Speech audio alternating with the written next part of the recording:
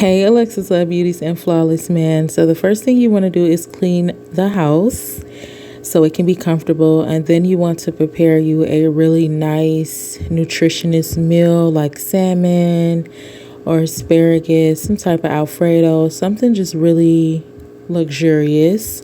And then you want to make sure you take care of your skin. You definitely want to take a bath.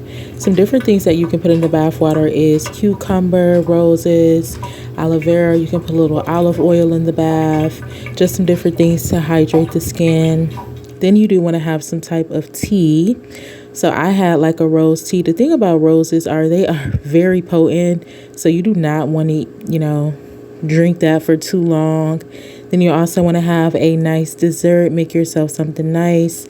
Then you want to end off with just relaxing, just sitting back, enjoying the vibe. Make sure you have yourself a nice gift. And that's how you have a 5-star luxury resort at home.